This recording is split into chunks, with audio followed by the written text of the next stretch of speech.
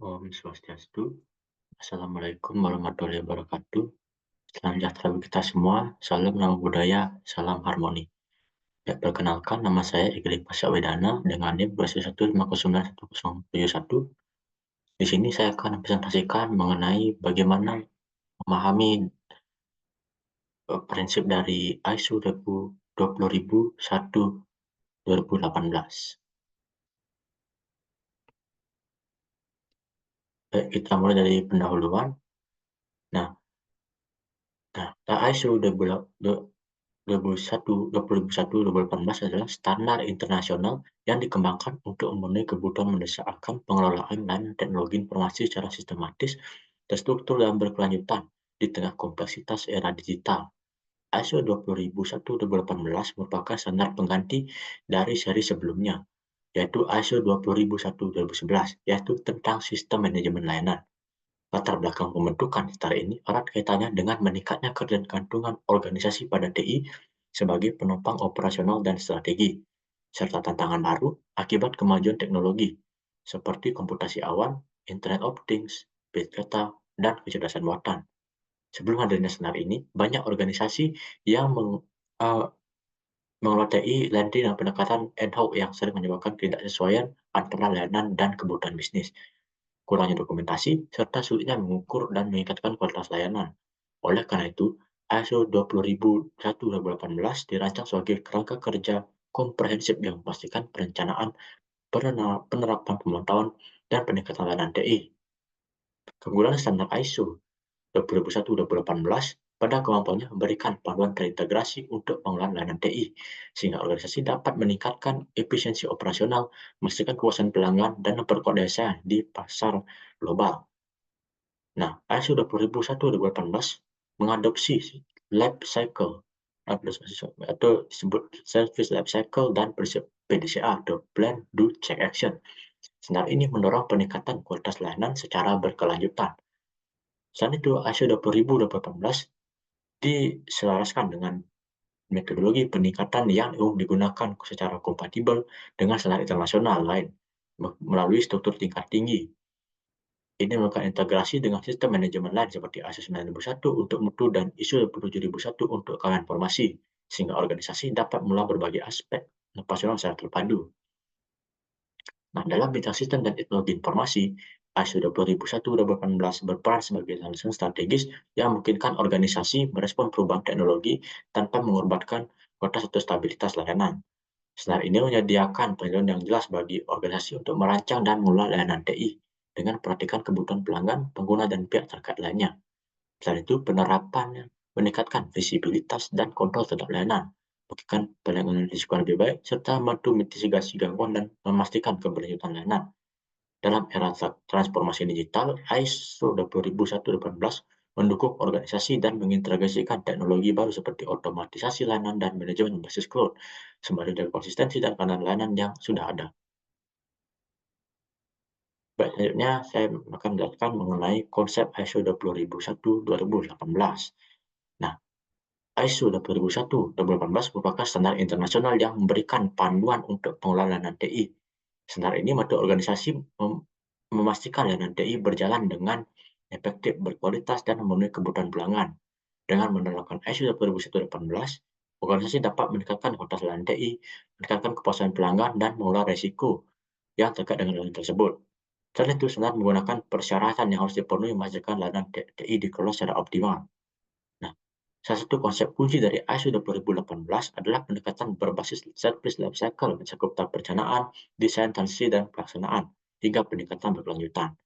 Pendekatan ini memastikan setiap aspek manajemen layanan mendukung pencapaian tujuan strategis organisasi dan secara konsisten memenuhi kebutuhan pelanggan. Dan selanjutnya, siklus PDCA sebagai alat kerja ISO 2018 2001-2018 bukan organisasi untuk terus mengevaluasi kinerja layanan dan mengambil tindakan proaktif untuk perbaikan. Nah, ISO 20001-18 berfokus pada pengelolaan layanan TI agar lebih efektif dan berkualitas melalui 3 aspek utama. Pertama, standar ini harus mengharuskan organisasi memiliki proses kebijakan yang terstruktur dalam pengelolaan layanan TI, mencakup perencanaan, implementasi, hingga pemantauan kinerja secara berkelanjutan. dengan fokus pada pemenuhan kebutuhan pelanggan dan pengembangan layanan yang tepat. Kedua, standar ini menekankan pentingnya pengelolaan ACTI yang mencakup pengendalian perangkat keras, perangkat lunak, serta sumber daya manusia yang terlibat dalam layanan TI. Ketiga, ISO 20018 menyoroti pentingnya manajemen perubahan struktur dalam pengelolaan TI untuk mengurangi gangguan yang berpotensi berdampak negatif pada operasional. Nah, selanjutnya yaitu struktur ISO 20001-2018. Nah, berikut merupakan gambaran umum mengenai apa itu ISO 20018. Baik, untuk lebih lanjut kita akan lihat selanjutnya. Nah, di sini ada beberapa, maksud saya ada 10 klausul pada struktur ISO 20018. Nah, yang pertama yaitu ruang lingkup. Nah, klausul ini merupakan cakupan standar, yaitu persyaratan untuk membangun, menerapkan, memelihara, dan meningkatkan sistem manajemen layanan. Fokusnya adalah memastikan layanan memenuhi kebutuhan harapan pelanggan serta memberikan nilai tambah. Yang kedua itu ada acuan normatif. Nah, mereka ini mencantumkan referensi standar lain yang diperlukan untuk memahami dan menerapkan ISO 20001-2018. Nah, namun dalam referensi ini tidak ada dokumen dalam rujukan tambahan yang wajib, sehingga klausul ini lebih bersifat referensial. Nah, yang ketiga ada istilah dan definisi atau terms dan definition. Nah, klausul ini memberikan definisi istilah penting yang digunakan dalam standar, seperti layanan atau servis hasil yang diberikan nilai kepada pelanggan dengan fasilitasi hasil yang mereka inginkan. Kemudian yang kedua itu insiden, yaitu gangguan pada layanan dan penurunan kualitas layanan. Yang ketiga, sistem manajemen layanan, yaitu serangkaian elemen yang sering terkait dengan digunakan untuk melakukan kebijakan tujuan layanan. Nah, kembalilah untuk klausul utama dalam ISO 20001-2018, yaitu yang pertama itu konteks organisasi, yaitu klausul yang langkah awal dalam implementasi sistem manajemen layanan.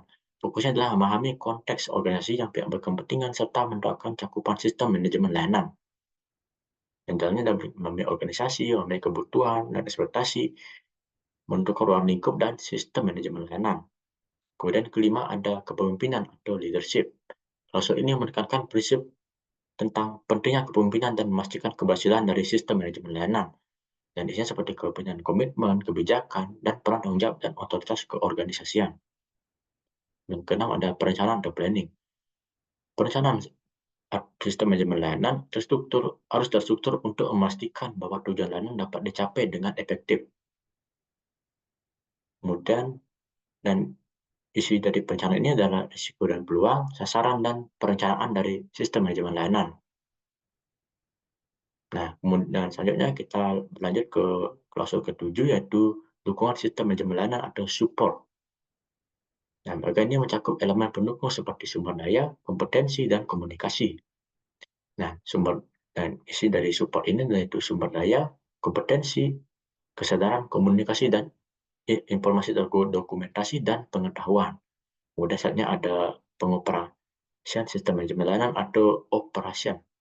Nah, bagian ini menjelaskan pelaksanaan sistem manajemen layanan, mulai dari perencanaan layanan hingga resolusi insiden.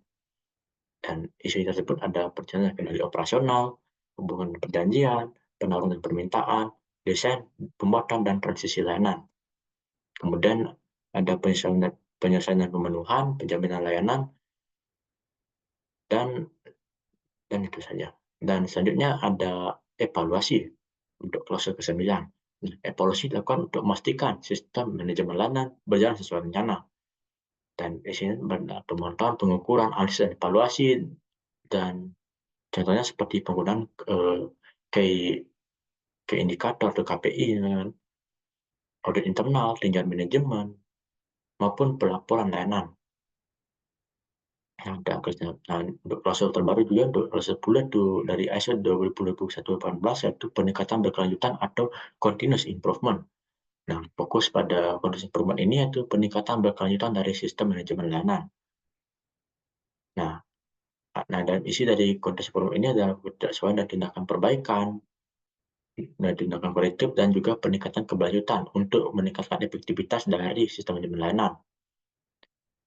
Nah, selanjutnya saya akan menjelaskan mengenai langkah-langkah penerapan ISO 20001-2018. Nah, pada tahapan pertama ada pendekatan, yaitu organisasi harus melakukan pendekatan yang tepat dengan memahami prinsip dasar dari ISO 20001 dan peran masing-masing individu yang terlibat dalam implementasi sistem manajemen layanan TI. Regulasi perlu memahami pedoman utama dari ISO 20001 yang berkaitan dengan pola peningkatan kualitas layanan TI. Kemudian yang kedua ada perencanaan.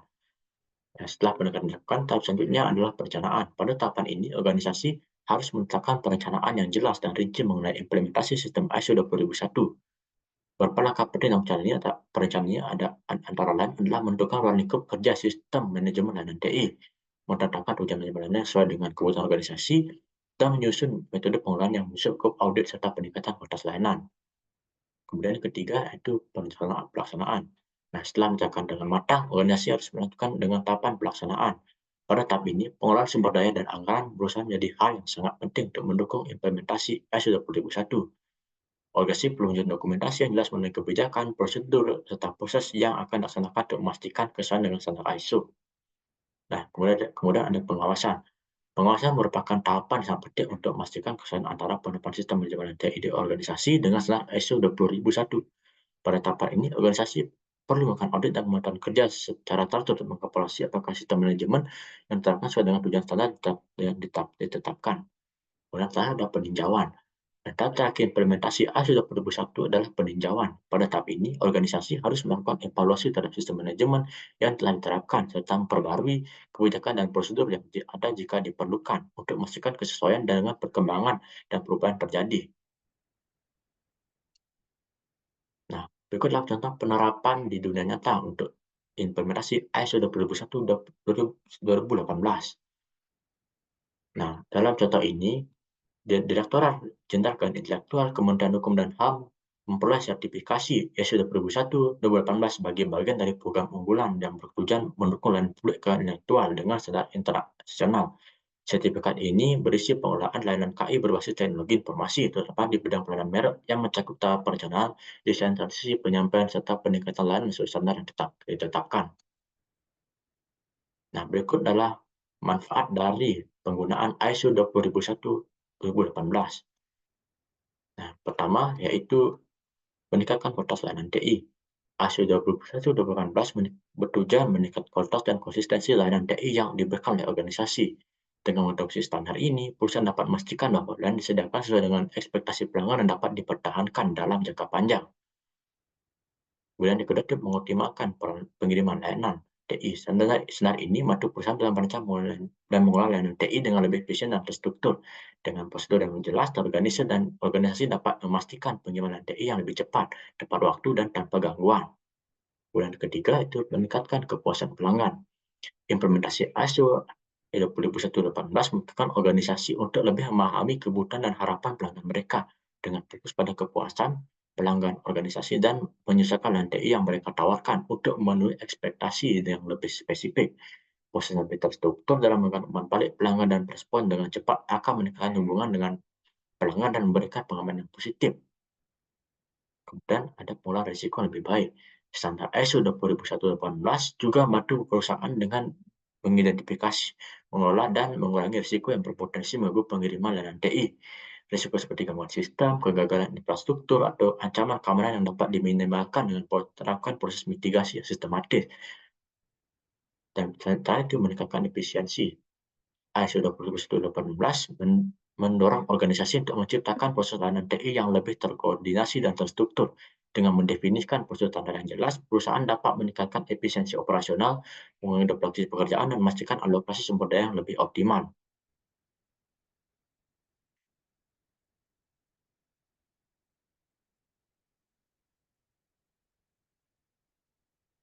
Sampai saya ada kesimpulan. Nah, ISO 20118 adalah standar internasional untuk pengelolaan TI yang berfokus pada efisiensi, kualitas, dan adaptasi terhadap teknologi modern seperti IT dan AI. Dengan prinsip PDCA dan pendekatan berbasis risiko, standar mendukung pembacaan, implementasi, dan peningkatan layanan secara berkelanjutan dan meningkatkan kepuasan pelanggan serta daya saing organisasi.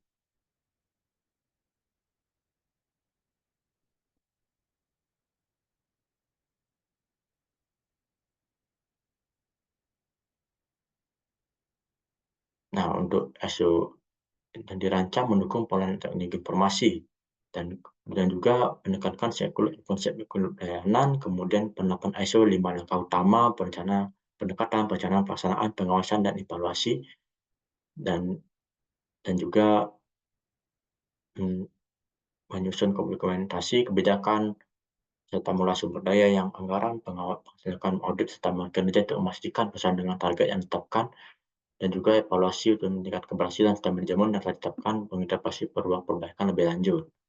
Dan juga ISO 18 juga memiliki 10 klausul, eee, dalam yang terbaru di tahun 2018 juga yang memastikan, lebih lengkap dari sebelumnya untuk lebih improve ya.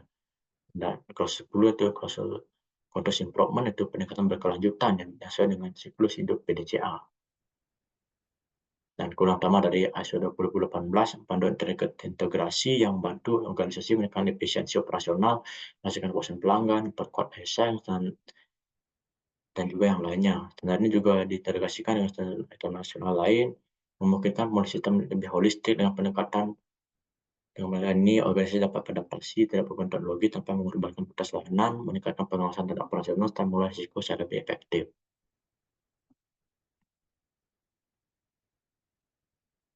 Nah, baik, sekian itu saja presentasi dari saya. Apabila ada kesalahan kata, saya mohon maaf. Dan akhir kata saya tutup dengan Pak Santi. Om Santi Santi Santi Om. Assalamualaikum warahmatullahi wabarakatuh. Dan salam bagi kita semua. Salam nama budaya, salam harmoni.